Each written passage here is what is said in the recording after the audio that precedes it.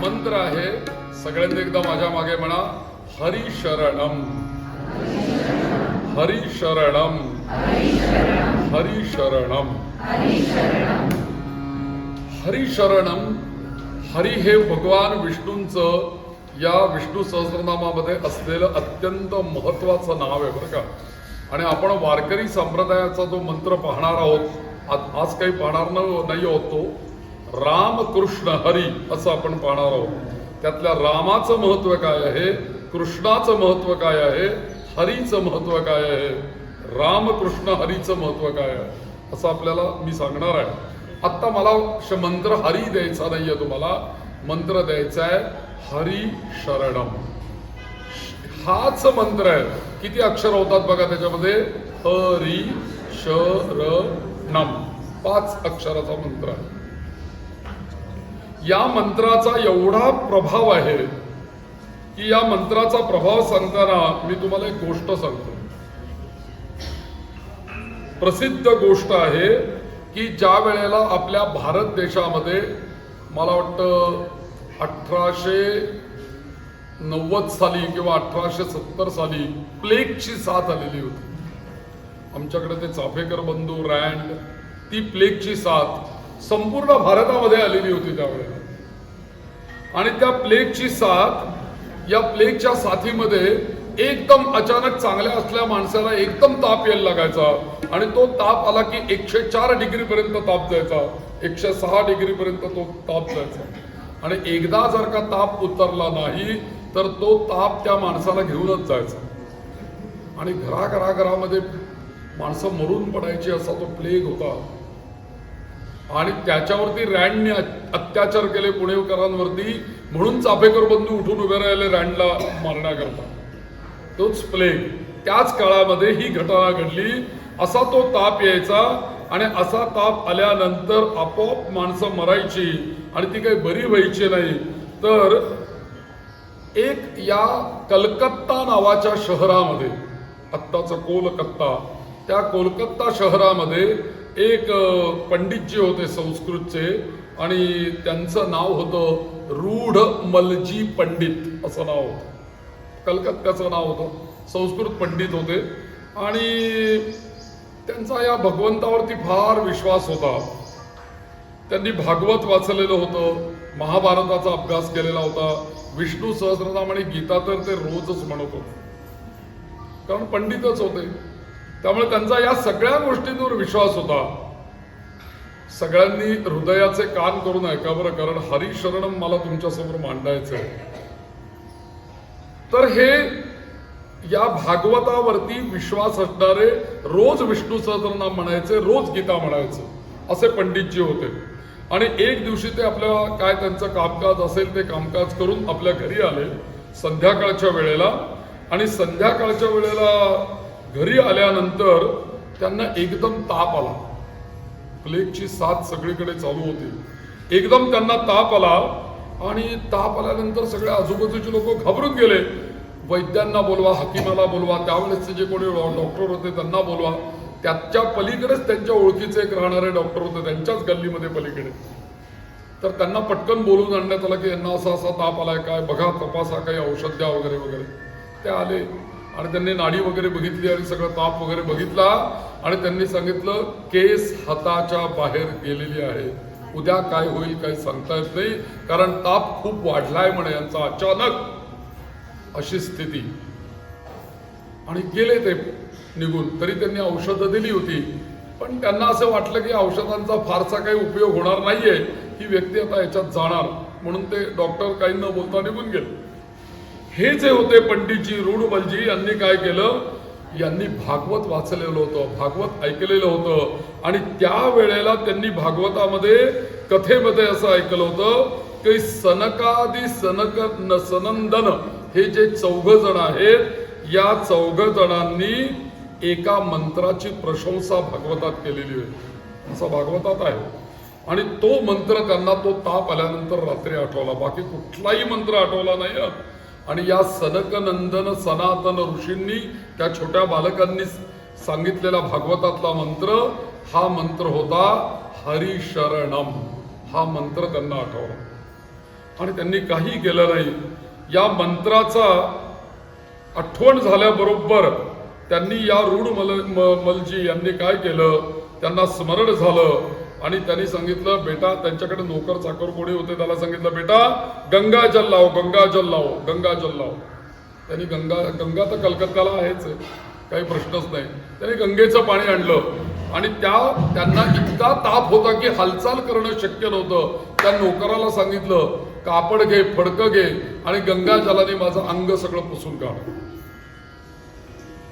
अंग सगळं पुसून काढायला सांगितलं आणि त्या नोकराने त्यांचं अंग पुसून दिलं. आणि पुसून दिल्यानंतर त्याने सांगितलं, आता तू जा. आणि ते एका खोलीमध्ये गेले, त्यांच्या नित्य खोलीमध्ये. त्या खोलीमध्ये गेले आणि त्यांनी आतला दरवाजा बंद करून टाकला. आणि आतमध्ये दरवाजा बंद करून केल्यानंतर त्यांच्या खोलीमध्ये रोज ज्याच्या समोर ते जप करायचे, ती कृष्णाची मूर्ती होती समोर त्यांच्या खोलीमध्ये. आणि त्या कृष्णाच्या मूर्ती समोर ते येऊन आता बसण्याचेही त्राण नव्हते, एवढा ताप होता अंगामध्ये. आणि त्या मूर्ती समोर येऊन ते बसले. ती मूर्ती समोर त्यांना बसता येत नव्हतं, मग ते तिथे झोपले आणि ती मूर्ती शेजारी ठेवली, उचलून आपल्या शेजारी.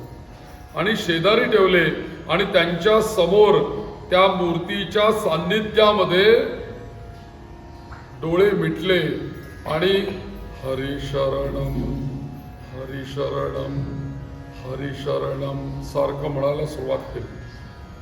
असं म्हणता म्हणता हरिशरणम हरिशरणम हरिशरणम ते म्हणत राहिले.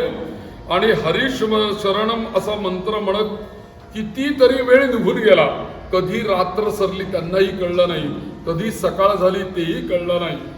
आणि सकाळ झाल्यानंतर सर्वसाधारणपणे पूर्वीच्या काळी लोक 4, 4:30, 5ला उठायचेच सगळेजण. 4, 4:30 वाजले त्यावेळेला त्यांना एकदम चेतना आली, जाग आल्यासारखं झालं. म्हणजे रात्रभर हरिशरणम चालू होतं बरं. आणि जाग आली आणि त्यावेळेला त्यांना असं एकदम जाग आल्यानंतर जाणवलं की माझं शरीर एकदम हलकं झालंय. आणि माझं शरीर हलकं झालंय आणि काल माझा गळा किंवा हात जे असं गरम गरम गरम सगळं होत होतं, आता एकदम थंड पडलंय शरीर आणि एकदम हलकं झालंय. मला ताप नाहीये. त्यांनी लगेच दरवाजा वाजवला आणि दरवाजा वाजवून त्यांनी डोकराला हाक मारलं की अरे बघ रे, माझं अंग हलकं झालंय. काल मला ताप आल्यामुळे अंगावरती जे काही लाल लाल उठलं होतं ते पण नाहीये काही. आणि एकदम माझं हलकं स्वाभाविक माझं जसं शरीर होतं तसं आत्ता मला जाणवतंय पहाटे पहाटे. आणि मग म्हटले, जा आता बादली भरून गंगाजल परत घेऊन ये, मला आंघोळ करायची आता. आणि त्यांनी गंगाजल मागवलं, आंघोळ केली, नित्याप्रमाणे देवपूजा केली आणि त्यांच्या कामकाजाला जाऊन बसले सकाळी 7 वाजता उजाडता. आणि कामकाज सुरू केलं, रेग्युलर दिवस सुरू केला. काल काहीतरी घटना घडली होती, ताप आला होता, हे काहीच नाही. ते कामाला जाऊन बसले. ते जे शेजारीचे वैद्य होते जे आदल्या दिवशी भेटायला आले, त्या वैद्यांच्या लक्षात आलं की काल आपण त्या पेशंटला तपासून गेलेलो आहे, कदाचित तो पेशंट आत्ता नसेल आणि म्हणून त्याचा नोकर पाणी आणायला बाहेर आला होता. तेवढ्यात ते वैद्य त्यांना बोलून, अरे अरे इकडे म्हणे, तू पाणी घेऊन चालला, किती वाजले म्हणे तुम्हाला सगळं करून यायला तिकडनं, केव्हा आला म्हणे. त्यांना काय वाटलं तो यांना पोचवून आला आणि आता हा आंघोळ करतोय म्हणून. तो सगळं आवरलं का म्हणे, सगळं सावरा झाली का, हे गोळा करायला केव्हा जायचंय म्हणे. ते वैद्य विचारतायत त्यांना, कारण ते त्यांच्याच गल्लीमध्ये राहणार आहे.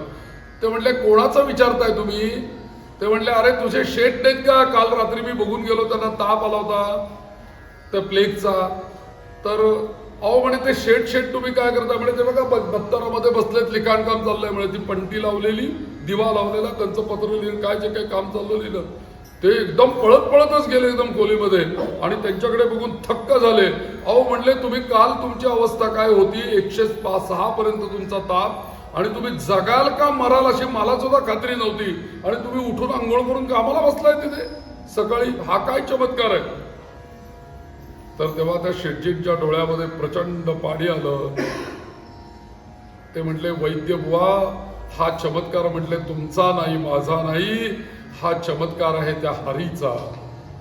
ते म्हटले, तुम्ही केलं काय रात्री ते तरी सांगा. ते म्हटले, काय केलं मला काहीच माहित नाही, पण म्हटले जसा मी खोलीमध्ये गेलो तसं फक्त एकच मंत्र म्हणत राहिलो, हरी शरणम, हरी शरणम, हरी शरणम.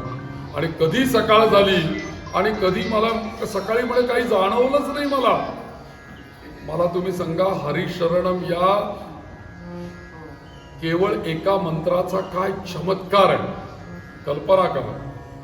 मला सांगा, या प्लेगची साथ होऊन किती 100-125 वर्ष झाली असतील आता ना, प्लेग येऊन आपल्या भारतामध्ये. 100-125 वर्षापूर्वी कलकत्त्यामध्ये राहणाऱ्या पंडितजींना आणि त्या रुडमलजींना, त्यांचं नावही कल्याण मासिकांनी छापलंय, त्या रुडमलजी पंडितजींना जर का हरिशरणम या मंत्र जर का एवढं देऊ शकतो, तर 125 वर्ष जुनी आपण कथा ऐकली, तोच हरी आपल्याला नाही का देणार कधी काही. पण आम्ही ते पंडितजीच्या भावाने त्याला शरण गेले ना, तो भाव आमच्याकडे नाही, त्यामुळे आपल्याला काही मिळत नाही. म्हणून सगळ्यांनी हा मंत्र लक्षात ठेवा, हरी शरणम, हरी शरणम, हरी शरणम.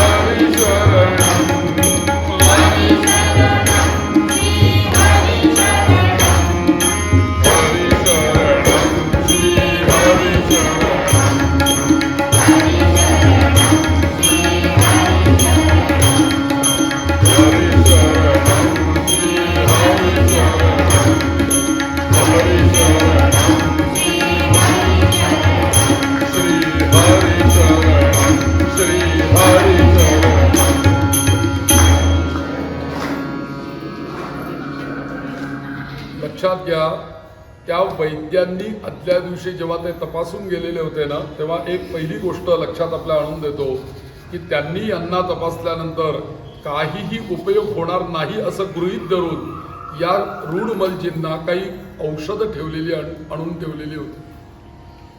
आणि जेव्हा हे वैद्य सकाळी त्यांना भेटायला गेले त्यांच्या खोलीमध्ये, त्यांनी असं पाहिलं की मी आणून दिलेली औषधाची पुडी जिथे ठेवलेली होती ती तशी आणि तशीच आहे, त्याला हात लावला गेलेला नाहीये. आणि म्हणून त्यांनी विचारलं की तुम्ही कोणता काढा घेतला, कोणती औषधं घेतली आणि तुम्ही बरे झाला, हे त्यांनाच कळेना 2 मिनिटं.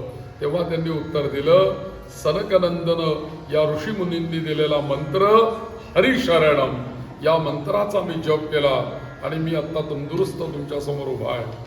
म्हणून या मंत्रांचा जरूर आपल्या जीवनामध्ये प्रत्येकाने, मी हे तुम्हाला अगदी तळमळून सांगतो की तुम्ही एक तरी मंत्र या विष्णू सहस्त्रनामामधला आजमावा, प्रयोग करा, स्वतःवर प्रयोग करा, आपल्या कुटुंबावर प्रयोग करा, आपल्या वास्तूवर प्रयोग करा आणि मग लोकांना सांगा की अरे नाही, याच्यात काहीतरी सामर्थ्य आहे. उगाच काहीतरी टीका करण्यात काही मतलब नाही. टीका सुद्धा करायची असेल ना तर अभ्यास करून टीका करावी. मी हे करून बघितलं, काही झालं नाही असं ठामपणे मांडावं मग. आणि मी हे जर का, पण मी तुम्हाला सांगतो की इथे तुम्हाला परीक्षा घेण्याचीच आवश्यकता नाहीये. तुम्ही मनापासून हे करायला लागल्याबरोबर तुम्हाला फल मिळेल, मिळेल, मिळेल, मिळणारच. फक्त तुमची श्रद्धा पाहिजे, तुमचा भाव पाहिजे. म्हणून आपण या हरींना शरण जाऊया.